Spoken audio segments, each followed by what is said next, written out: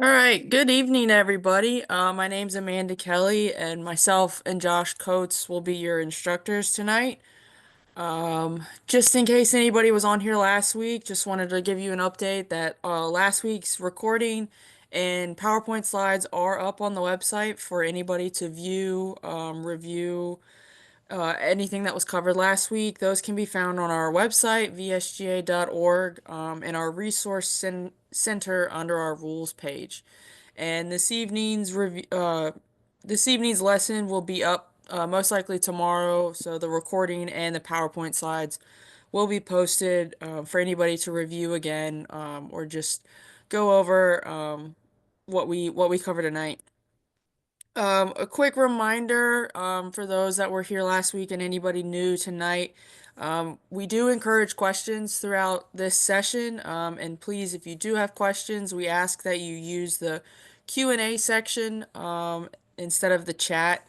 And please don't feel like you have to wait until the questions section at question slide at the end of each section. Please send your questions in throughout, as they come to you. Go ahead and send them in, and we'll answer as many as we can at the end of each section, and then at the end of the lesson as well. We will try to get to as many as we can, but for those that we may not get to, we will email you your answers. So we will make sure that everybody's questions does get answered either tonight or through email, most likely tomorrow. So Josh, if you're ready. I am ready, and good evening again, everybody.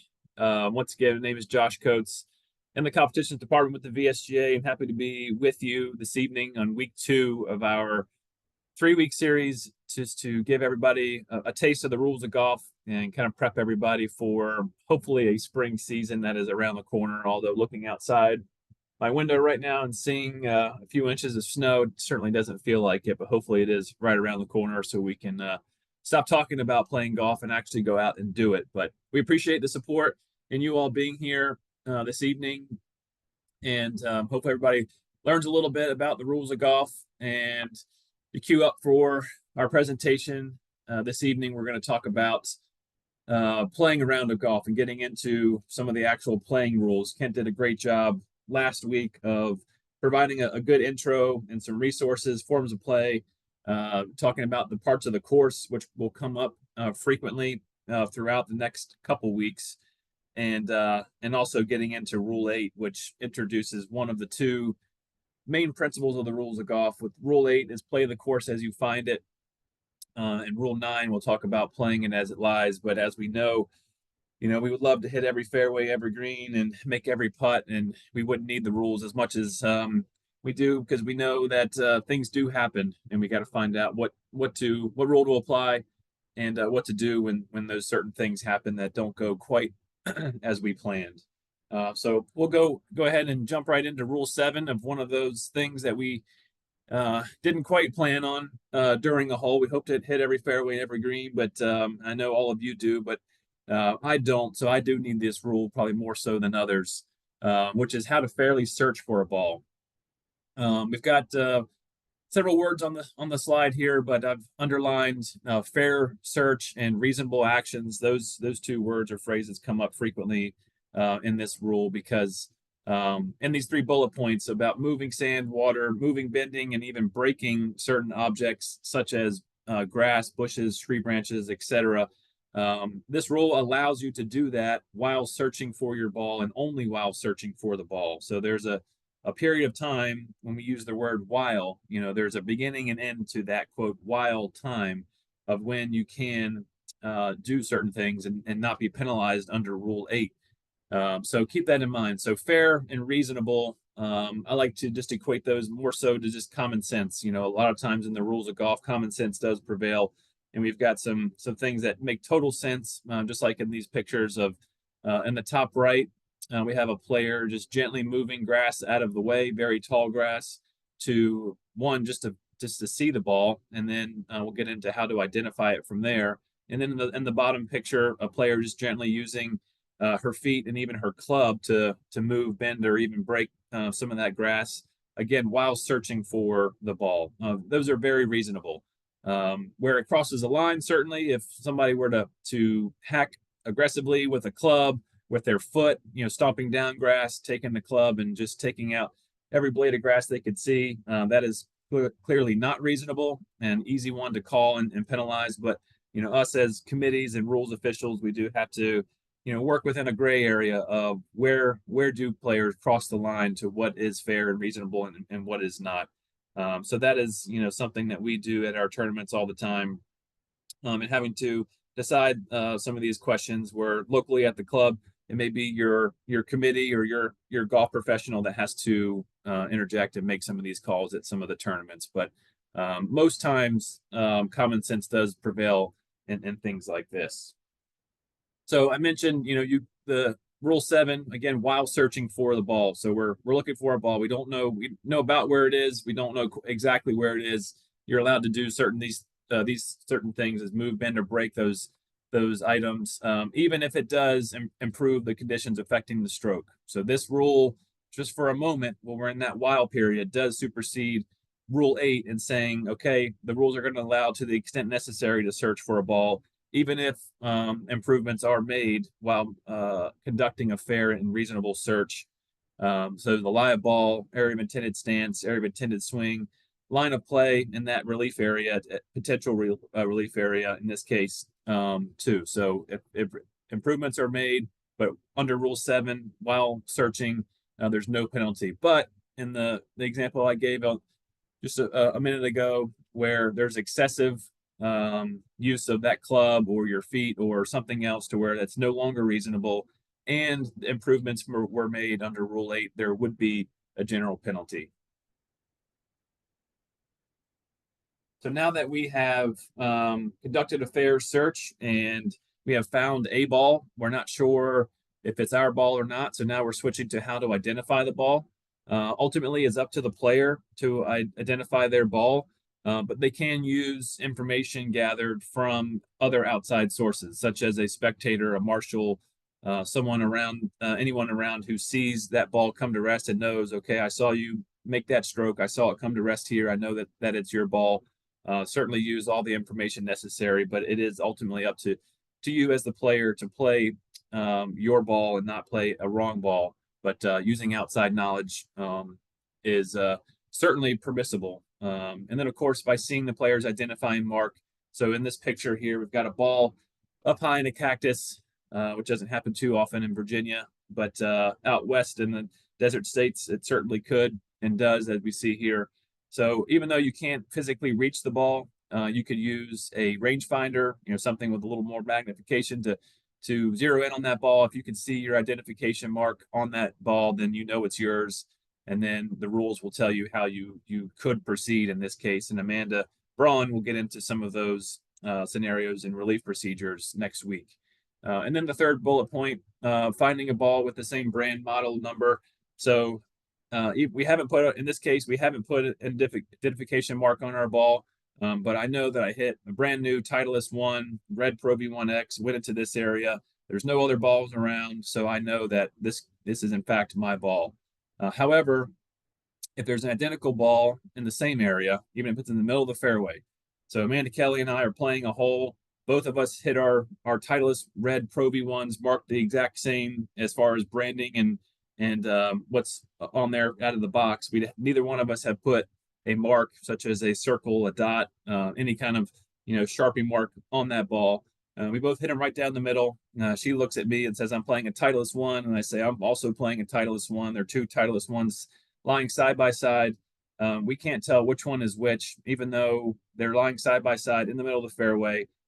We can't identify which balls are ours. Both of those balls are now deemed lost. We have to go back to the tee and try again. So this is one of those scenarios where when you see a word "should" in the rules of golf, that is very obvious. You should do something. You should put an identification mark on your ball. It's not required. You also see other words like may or must. So when you see the word may in the rules of golf, that is an option. You may take relief from an immovable obstruction or a cart path. You don't have to. But then when you pick the ball up, now that may turns into a must. The rules are going to say how you must take relief under the rules. So a must is a requirement. May is an option, and should is a recommendation whenever you're reading anything in the rules of golf. So now we need to mark and lift our ball. There's a procedure when doing so. The bottom line is the ball must first be marked. Change made in the last edition where you no longer have to call someone over to witness anything. So you see a ball, and you want to lift it to identify it. You have to mark that ball, except on the putting green, where at any time you can mark and lift a ball. And I'm sorry, when talking about cleaning, you can always mark and lift your ball and clean it on the putting green, but anywhere else you cannot clean that ball. So be careful. We'll talk about the times where you have a ball in your hand later on and you cannot clean it, and this is one of them. You can also just mark it and rotate it, but again, the ball must first be marked.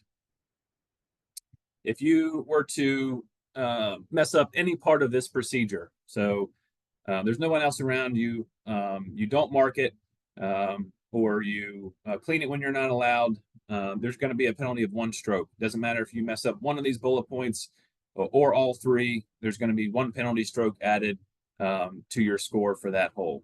This is a procedural penalty. So going back into the search part of this rule, if the ball is accidentally moved during search, there's no penalty if it's moved by anyone because it's an accident.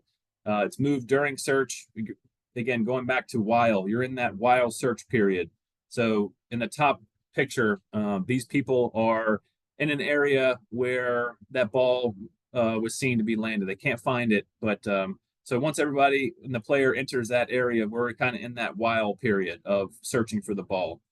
So in this case, we actually have a stopwatch of 3 minutes. If that ball is not found, it's deemed lost. So that could be, when you're in that while period. But simply just walking up to an area and you happen to kick your ball, you're not searching for it because you don't think it could be there. You're not in that period, and you would get a penalty in that case. So it's very specific as far as that quote while period when searching for a ball. Amanda, any questions so far? Nope, no questions yet. All right. Well, let's move into Rule 9. So I mentioned, 2 key principles of the rules of golf.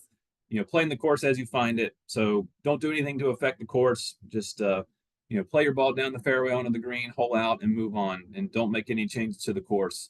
And also play the ball as it lies. Just tee it up on the teeing area. Make your next stroke. Don't touch it from there. Make your next stroke. Don't touch it from there, and you'll be just fine. You don't even need a rules of golf book. But as I mentioned in the intro, of course, we know lots of things happen along the way during a round of golf or during a whole play during that round of where we need the rules. So we're mainly going to talk about what happens when a ball is moved and figuring out who did it or what did it, and also what to do and any penalty implications based off of that. But here's a definition. So I think Kent touched on definitions a little bit last week, but really cannot stress the importance of knowing definitions enough. When people come to us and say, I want to get into the rules of golf, I want to start learning, where do I start?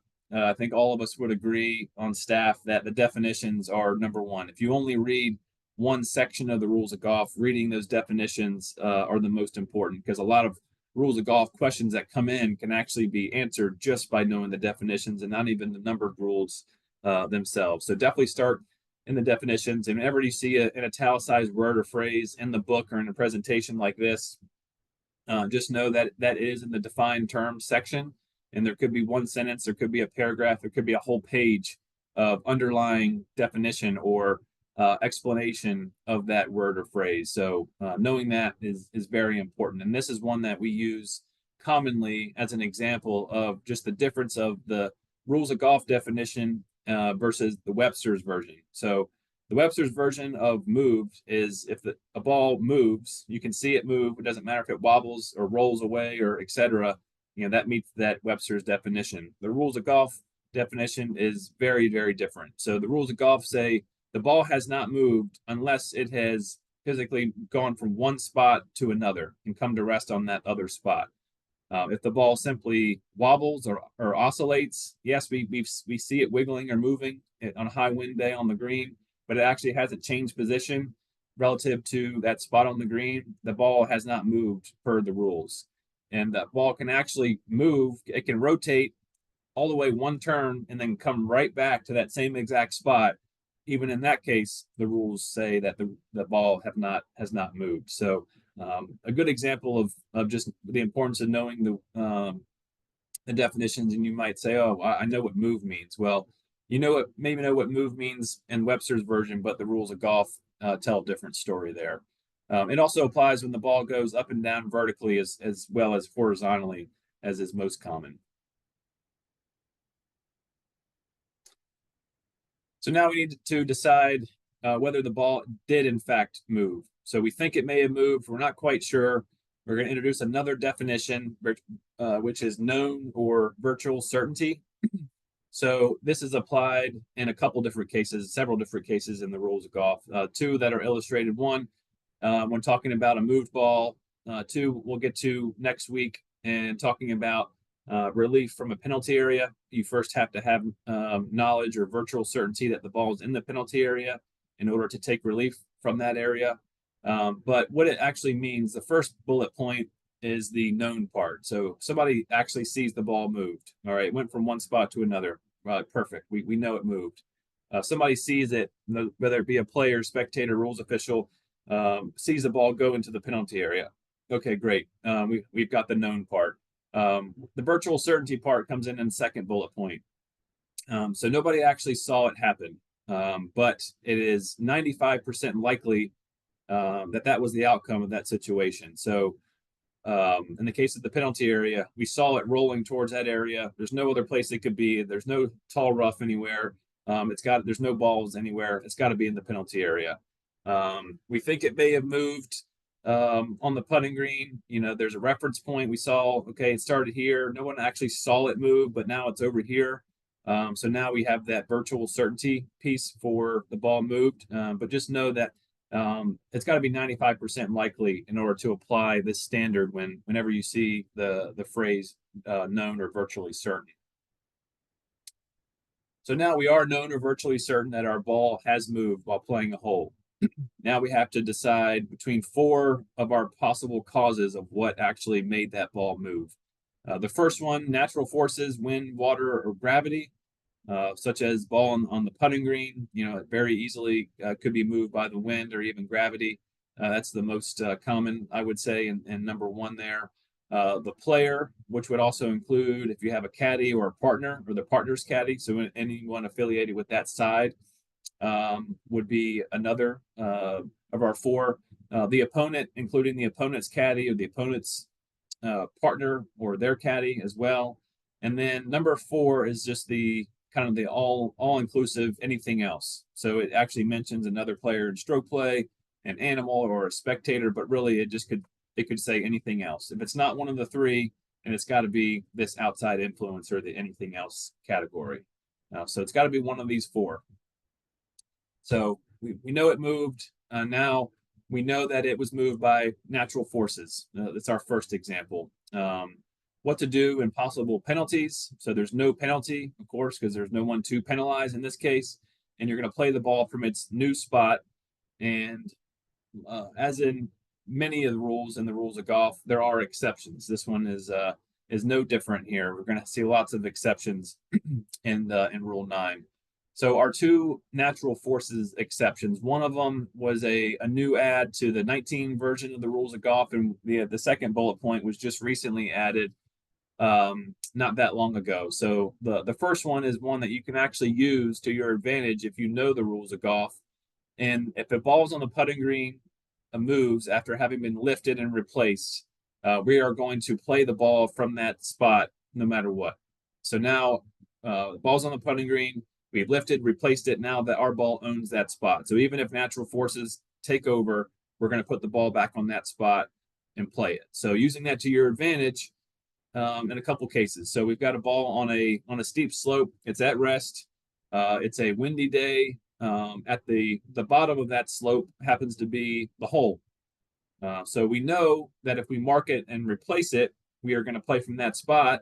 We also know in the back of our mind, and we can't unduly delay play, or we're not going to get ourselves into trouble for a pace of play penalty. But we can take as much time as we can, as we're allowed, to just let things play out. So keep that ball on the green. Don't mark it and replace it. Just let it rest on the green.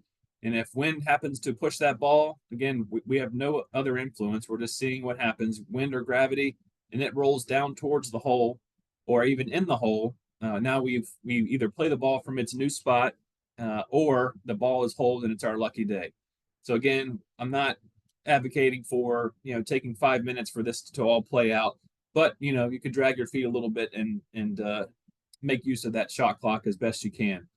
A different scenario, the ball's on a slope and that slope is going away from the hole or down towards a penalty area. Very different. You want to run up there and mark that ball and pick it up as fast as you can because you know that you're going to play from that spot because now our ball owns that spot on the putting green. So that's one of the ways you can use the rules of golf to your advantage. The second one is a little more complicated. But it's a good change. So the ball at rest moves to another area of the course or out of bounds after we've taken relief from something, or we have a ball in our hand, we've either dropped, placed, or replaced it. So the example that I'll give actually happened in a PGA Tour tournament to Ricky Fowler. This was pre-rule change. So he hit the ball into a penalty area, took relief. So one penalty stroke, dropped it. Ball was at rest. He was up on the green trying to survey his next shot. Well, gravity took over, the ball started moving and rolled back into that penalty area. At the time, the only rule he could apply there to keep playing was the penalty area rule again. So he had one stroke as a penalty stroke. The first time, he's going to have to take another penalty stroke for a total of 2, drop the ball again, and then play. Again, that was pre-rule change. This is probably one of the situations that influenced this change. So now, fast forward to post-rule change.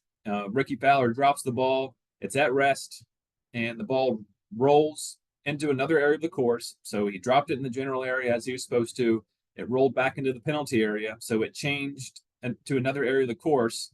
Now the rules are going to say he places that ball or replaces it back on that spot, and he plays on with no penalty. Where this gets a little confusing is he hits the ball into the penalty area, drops it as he should, and the ball rolls, but doesn't change an area of the course. So it could roll an inch, it could roll 10 yards. If it doesn't change to another area of the course or go out of bounds, he's still going to play the ball as it lies. So there's a couple things there. One, you're taking relief from something, and 2, it rolls. And then 3, the third part is that it changed to another area of the course. So a good rule change, you just kind of have to break it down a little bit when deciding, when that situation arises and what to do. So our next on the list is the player. So more times than not, the player moves their ball. They're going to get a stroke penalty stroke and must replace the ball in its original spot. We do have 5 exceptions here. I'll walk through and give an example or two. The player is allowed to lift or move the ball. So on the putting green, for example, anytime the ball's on the putting green, player is allowed to lift or move the ball anytime. Mark, lift, and replace. So no problem there. Accidental movement while trying to find or identify the ball. We covered that in Rule 7. So again, you are in that period of trying to find or identify the ball. It's an accidental movement. So you're in the area searching, you kick it and move it by accident. You're simply just going to put it back with no penalty. Accidental movement on the putting green. This is one we get some questions on when we talk about the putting green rules. Read that for exactly how it is. If there's a ball at rest on the putting green and it's moved accidentally, doesn't matter who or what caused it, you're always going to put it back, and there's no penalty to anybody because it was accidental movement. Doesn't matter how it happened. You can drop a club on the ball, you can kick it, you can do anything as long as it was by accident. You're going to put it back with no penalty. The fourth, accidental movement anywhere except the putting green while applying the rule. So we know accidental movement on the putting green, there's no problem. If you're anywhere else on the golf course and you move your ball at rest while applying the rule. So for example, your ball is in a bush and you're trying to determine how you want to take relief using the unplayable ball rule. You're measuring your 2 club lengths to see if that's going to get you out far enough. And in the process of measuring, you happen to move the ball. So you're trying to apply a rule there, and you've moved your ball, so you're simply just going to put it back because you're under this exception clause in Rule 9. And then the last thing, one doesn't happen too often at all, but the ball moves after coming to rest against a player or equipment. So you've made a stroke, the ball hits off a tree, comes back to rest against you, and then so the ball's at rest. So we got two rules here. One, in Rule 11, which we'll get to, ball in motion, deflected or stopped. And then two, this Rule 9, now the ball's at rest against you, you move your foot and the ball rolls away.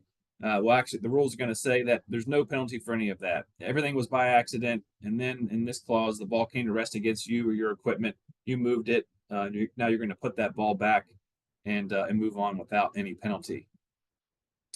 The third one is an opponent. So Kent covered match play versus stroke play last week. So we know anytime that we hear the word opponent, we are now in match play rules. We're not in stroke play.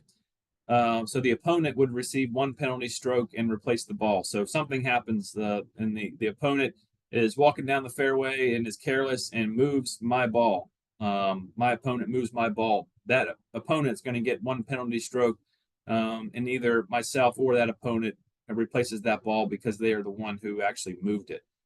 Our exceptions here under this, when the opponent is allowed to lift or move the ball. So if Amanda and I are in a match and I am conceding her next stroke, well, now I'm allowed to lift or move that ball. That's at a time where I am allowed to lift it, or she asked me to lift it for whatever reason. Of course, that's an instruction given by her, so now I'm allowed to do that. Marking lifting the player's ball on the putting green, my mistake. So Amanda and I both hit our balls onto the putting green, somewhat close to each other, and I just simply mark and lift her ball by accident. Again, that goes back to our accidental movement on the putting green, no penalty to any player, and you replace that ball and move on. And then the same exceptions as the player. So the example I have here is when searching. So if Amanda and I are searching for my ball and Amanda's helping me out, so she's doing me a favor, and then she kicks it and moves it, well, the rules aren't going to say, okay, thanks for helping Josh out. Oh, by the way, you get a penalty. Otherwise, she would never do that. Helping me, that is. So that's another common sense rule. When searching for the ball, there's not going to be any penalty to Amanda if she does happen to move my ball in that situation. And then our fourth one, the outside influence, there's no penalty to anybody, and then you must replace the ball on its original spot. So if you watch golf on TV, often the player hits a ball into the gallery. Could be a young child that runs up to that ball, picks it up, thinking they have a souvenir. Unfortunately, they don't, but there's no penalty to anybody, and then replace the ball on its original spot and move on. And they usually get a signed glove out of the deal. Amanda, any questions?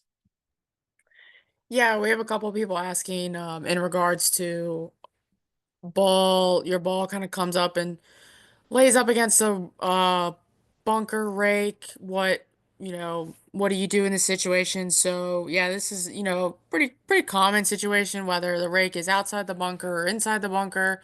If your ball's at rest against the rake, that rake is considered a movable obstruction. So the simple process is you're allowed to move the rake out of the way, and while doing that, if the ball does happen to move, you just simply replace the ball in its original position or as close to that original position as you can. So if the rake is specifically outside the bunker in a situation and you move it and it causes the ball to roll into the bunker, you would simply just pick the ball up out of the bunker and replace it back in the grass on its original position, or as close as you can get.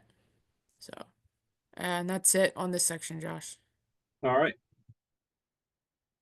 So we're going to jump into Rule 11. And I mentioned this in our afternoon session. I will admit that Rule 11 is probably my least favorite rule in the rules of golf to try to wrap my head around and learn. And of course, I'm the one having to teach it here today. But I think what we've done, this is actually a recommendation, a summary actually that was shared with us. They did a great job of providing that and kind of taking it and putting it into layman's terms and really kind of summarizing it very well. Because if you read Rule 11, or at least when I do, I get confused pretty easily on that when trying to wrap everything together and figure out, if my ball on the putting green, what do I do? If it's off, what do I do? If it was this or that. But we're going to put this into layman's terms and go through it step by step. So 11.1, accidents happen more times than not. The ball at motion is deflected or stopped. If it was an accident, we're just going to keep playing golf and move on. 11.2 and 3, we're going from accidents to deliberate or purposeful actions. Again, these don't happen very often. As many of you that play golf know that people just don't do some of these things on a regular basis. But unfortunately, we do have to deal with a situation from time to time where somebody does, deliberately influence a ball that is in motion, whether they, what it's their ball or somebody else's ball.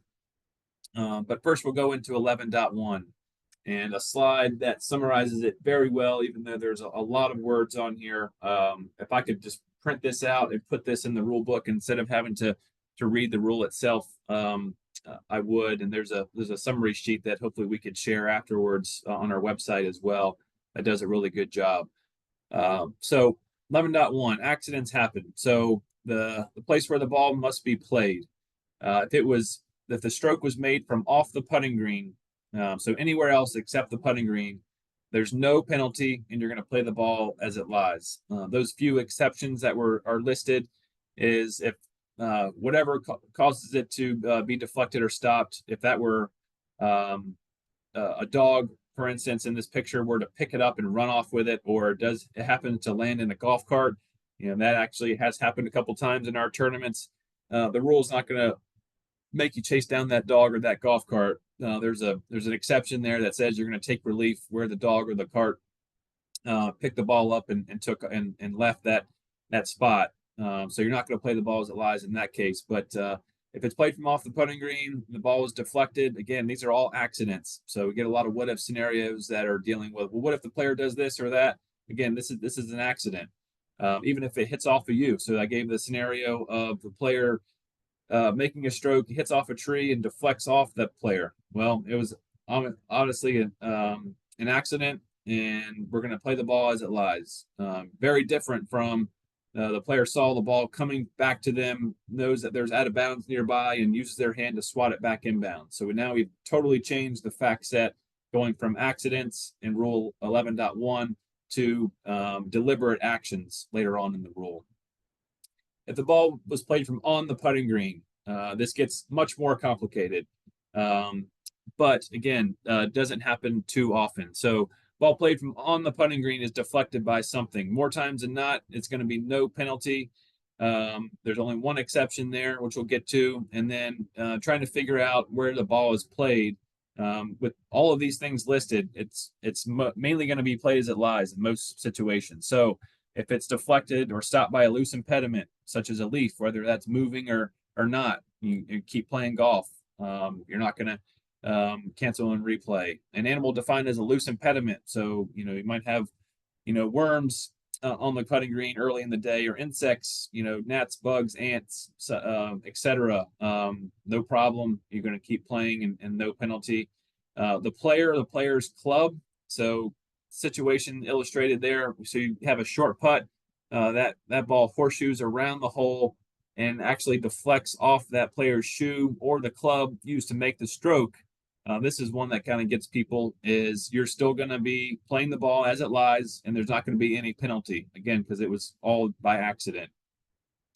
If it hits a ball in play at rest, or the flag stick attendant, or the flag stick itself, ball marker, again, these are all cases where we're going to keep playing golf and we're not going to have to pick up or move our ball or play from a different spot. We're going to play it as it lies. On the right side, these are cancel and replay situations. Very rare in the rules of golf where you get a do-over. So again, we're on the putting green and we've made a stroke, and that dog again shows up on that same hole and deflects our ball. So we're going to cancel and replay that stroke.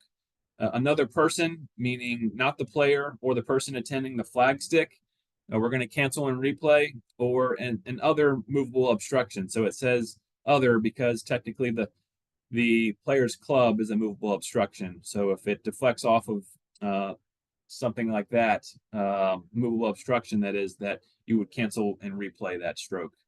So our exception here, as far as the penalty situation goes, only in stroke play, if the player's ball in motion strikes another ball at rest on the putting green, and both balls were on that putting green before the stroke, the player is going to get the general penalty.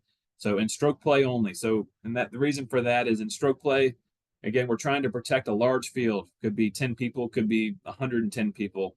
We're trying to protect, so we don't want anybody to leave a ball. Probably more so than in this illustration. The player's ball is at rest behind the hole and doesn't mark it. And then if I run up there and make that stroke, thinking, oh, if I miss the hole, it might be backstopped by that ball. In stroke play, that's not going to be something that we're going to allow in the rules. So that the player is going to get 2 strokes as a penalty in this situation. In match play, again, it's up to those players to figure out how to protect themselves. So if I'm playing Amanda in a match and I see her ball is behind the hole, she has every opportunity to mark and lift that ball. And actually, if she says, hey, Josh, I'm going to mark and lift that ball, I have to allow that. But if she doesn't, for whatever reason, again, it's a match between the two of us. That's something that she should have done to kind of protect her interests or her rights when trying to win that hole. So now we're totally shifting focus here from accidents to deliberate actions. So 11.2, when we say putting things in the way. So we've got a ball in motion, in this case, going towards the hole. That player puts the flag stick behind the hole, serve as a backstop. So it was deliberate. They did it on purpose, and the ball was in motion already. And that player is going to get a penalty in this situation. So player deliberately touches the ball in motion or strikes any equipment or other object or any person that they deliberately positioned or left in a location so that it might influence it. So if the ball is in motion, player does, in this case, lay down that flag stick, and then the ball actually hits the flag stick. That's when the player who had control of that flag stick and did that action on purpose is going to get that penalty stroke. Just jumping down to the bottom part of this slide real quick. So there's intent-based rules and outcome-based rules. This is actually a little bit of both. So number one, the player must have had intent. Hey, what were you doing there? Well, I just wasn't thinking. I put the flag stick down there to try to stop that ball if it went past the hole. Okay, well, if the ball actually hits the flag stick, and it must hit the flag stick in order to get a penalty, and that's the outcome part. So this is intent and outcome based in that the ball actually has to hit the flag stick. If the ball comes up short of the flag stick or the hole in this case, well, that player, even though they purposely intended to stop it if it came to it, they get lucky and they're not going to get a penalty because both things have to happen in that case. And this situation would apply if it's the player's own ball, if it's played by opponent or another player in stroke play. Whoever did that action is going to get the penalty in that case. So where the ball must be played in this case, if the ball was played from off the putting green, we are going to estimate where the ball was most likely to have come to rest, whether that be out of bounds. Unfortunately, we're going to take stroke and distance. If it was in a penalty area, we're going to use the penalty area rule. If it were in the fairway, when we're going to take relief in a 1 club length relief area there. So we have to estimate that spot where the ball would have come to rest and then proceed accordingly. If the ball was played from the putting green and somebody deliberately put something in the way, and it does deflect off that something, whatever that may be, we are going to cancel and replay the stroke in that case. So now 11.3, deliberately taking things out of the way. So we have a ball that's in motion. We are not going to put something in the way to stop it. We're going to take something out of the way. So in this case, in the example given, this is a loose impediment. So we're going to take an action with that loose impediment that would impact any of the areas listed in 8.1a. So in this case, there's a divot that's in the way, and this player takes the divot, puts it back in the divot hole. So they've taken something out of the way and actually put it back in the hole because that ball is coming back towards the player, and they are afraid that the ball might come to rest in that divot hole, so they're going to fill it. That's no good. And this is different from 11.2 in that once that player takes that action, they automatically get the penalty. So this is intent only.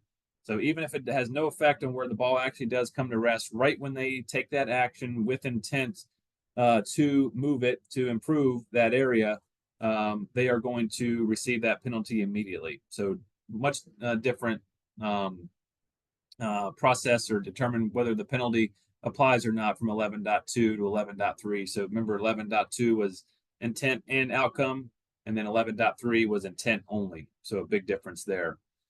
Again, with our exceptions to the rule, where when the player would not receive the penalty if it were a removed flag stick laying on the ground, a ball at rest on the putting green, or equipment belonging to any player, there would be no penalty to anyone in that case because, again, this is specifically mentioned in the rule on where they would not receive the penalty. So if a player just carelessly put the flag stick behind the hole, again, there was no intent to deflect or stop that ball.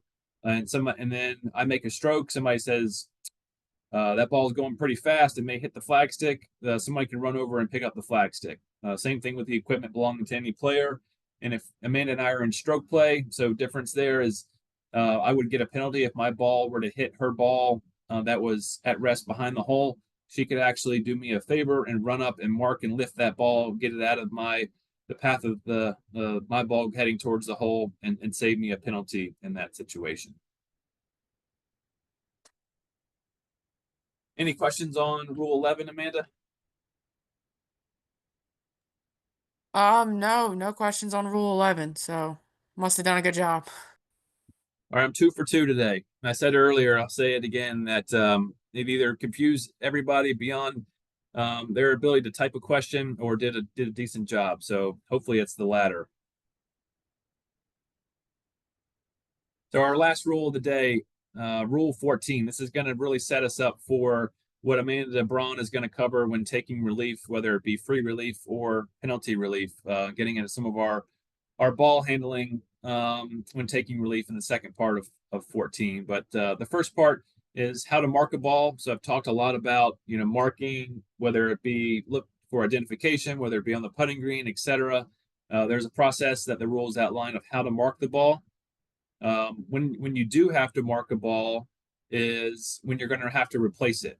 So on the putting green, we know that if I am going to mark and lift the ball, it's going back on that spot. So it's going back on that same exact spot. So the rules are going to call that a replace situation, in which case I do have to mark it.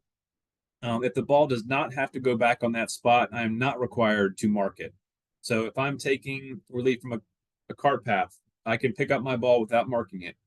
I'm not going to get a penalty. It's recommended that you mark the ball just because you always want to have a reference of where it was, because in the case of the cart path, you are going to have to determine the nearest point of complete relief, and having that mark will certainly be helpful, but it's not required. But anytime you're going to replace the ball in that exact same spot, you are going to have to mark that ball. If you don't mark it, if you mark it in the wrong way, such as too far away, if you mark it with a wrong item, such as something that doesn't meet the definition of a ball marker, so in the far right, that's actually looks like a flower petal or something natural.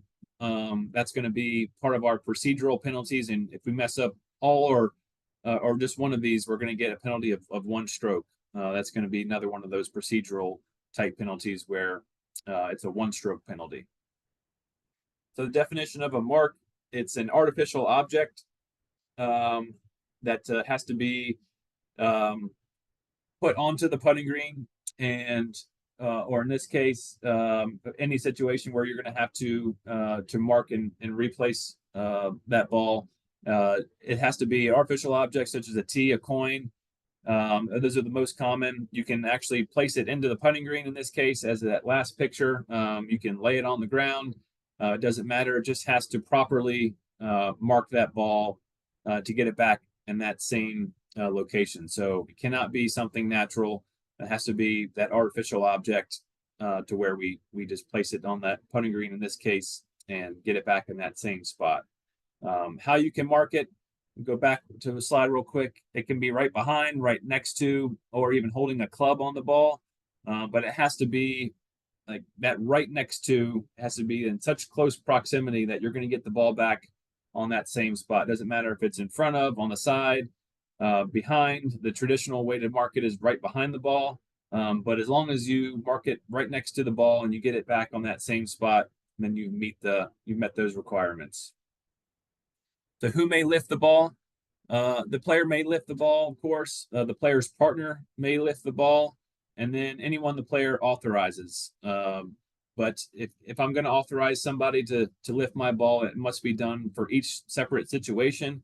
If I have a caddy and I can't say on the first tee, hey, anytime that I'm authorized to lift the ball, my caddy is. That's a blanket statement. Anytime that happens, we're just going to allow that caddy to do it.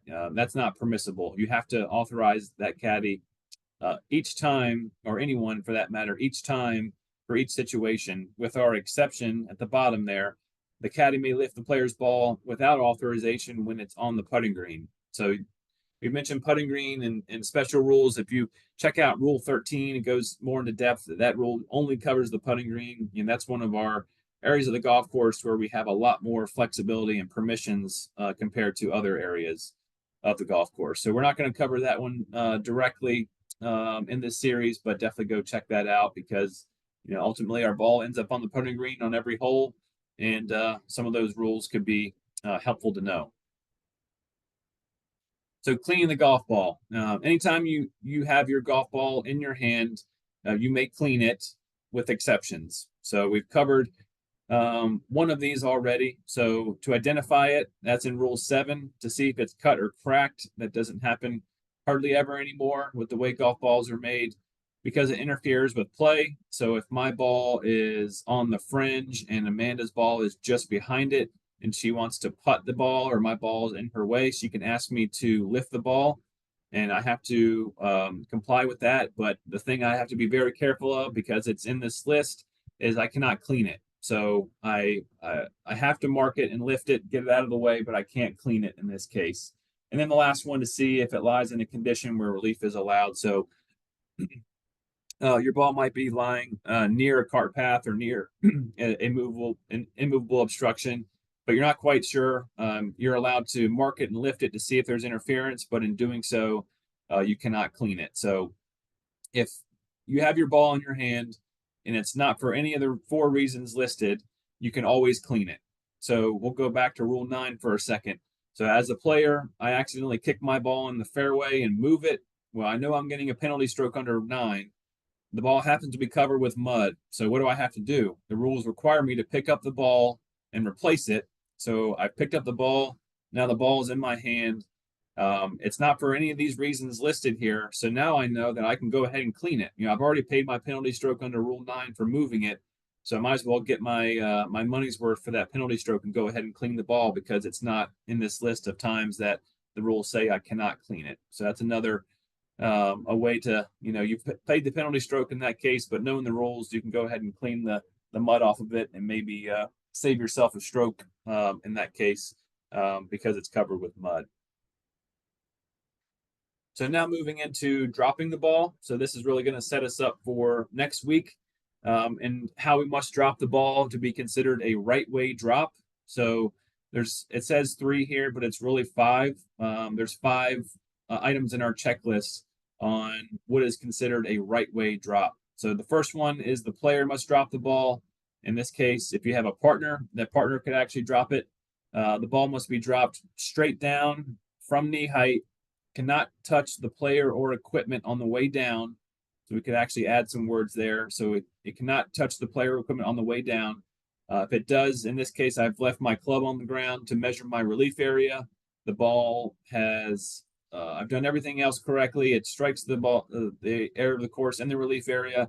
Then it happens to roll against the club that I just happened to leave there by accident. Because it first struck a part of the course and not on the way down, the rules are going to say that's okay. Now, if I deliberately put the club down there to keep it from rolling from somewhere, now again, we've changed the fact set, and deliberate actions are going to equal penalties there in that case. But our third one, which I mentioned, is dropping the ball in the relief area. So all five of these requirements have to be made in order to have dropped the ball in the right way. If you don't do any of these, if you don't do one or you don't do all of them, it's not a right way drop, and we're going to have the ability and requirement to correct that mistake as many times as it takes in order to get it right. Again, going into a right way drop. So a couple of illustrations on knee height. I think at this point we are all comfortable with knee height. But the one question that we sometimes get as to, do I have to stand, inside the relief area? Do I have to stand outside the relief area? Well, it doesn't matter where you stand. Do I have to be standing straight up? Can I kneel down? Well, there's only one knee height for everybody. So it's their player's knee height when in a standing position. So now we've got that imaginary dotted line like we have in the top right picture. So just pretend like that imaginary line just doesn't go away. So it doesn't matter how I get the ball there to drop it. I could be kneeling, I could be standing, I could be laying down, I could be upside down. As long as I drop it from that imaginary line, then I'm okay. I've met that requirement of knee height.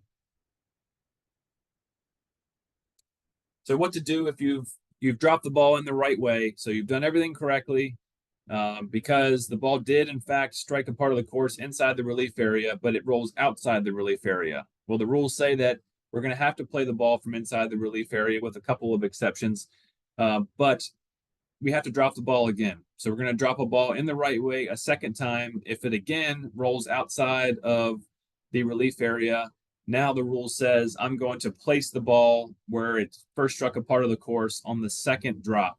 So you're going to drop it twice. It rolls out of the relief area twice. You're going to place it on the ground inside the relief area where it first struck that part of the course from within the relief area.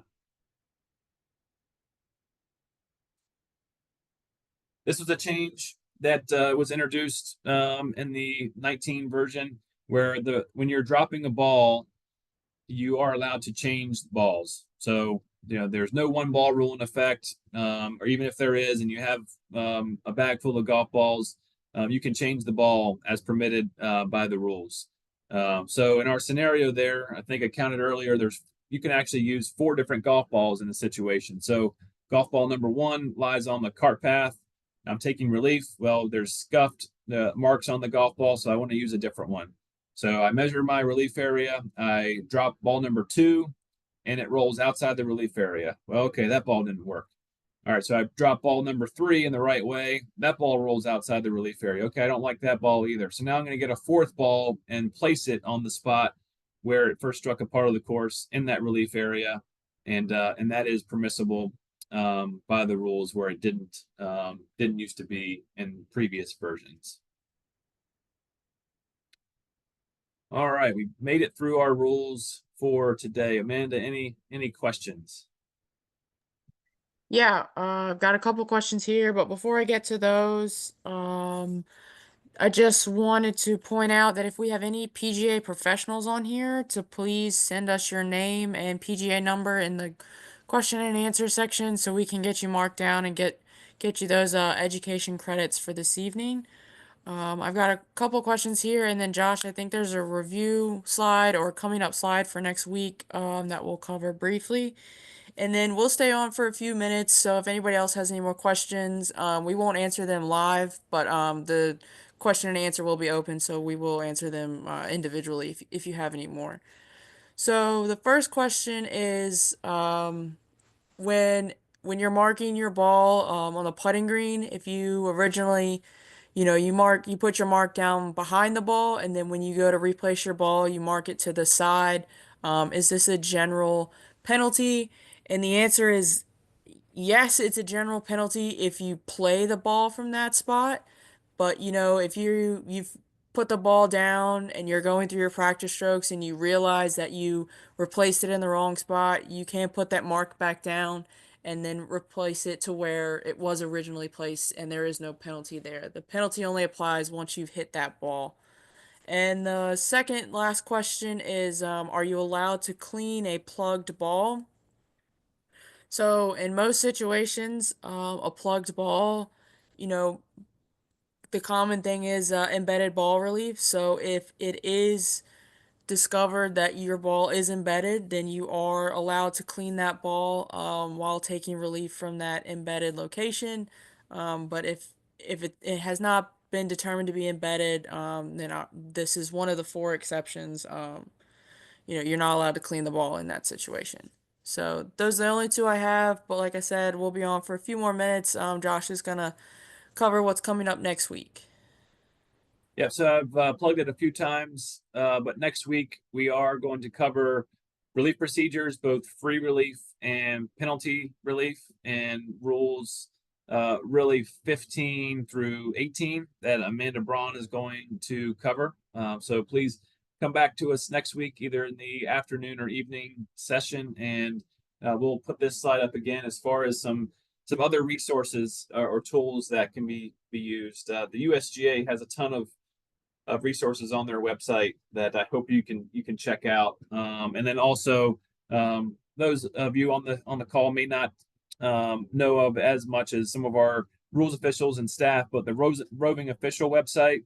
If you really want to challenge yourself into learning the rules and going through very challenging quiz questions, it will definitely humble you and to kind of pointing out the little nuances of the rules and help you learn that way, which I find to be really helpful, especially when we prep for our exam that we have to take every so often. So definitely check out the roving official. Great resource just for really testing your knowledge that you may learn from attending these seminars, and also some of the resources on the USGA website as well. But we hope you enjoyed the evening and learning a little bit about the rules. Please let us know if you have any questions. If you haven't already submitted them, you can contact the office, email us. There's a contact form on our website to submit any questions, and we're happy to help out either now or throughout the golf season. But again, we thanks for your support of this program, and look forward to hopefully seeing you on the course real soon.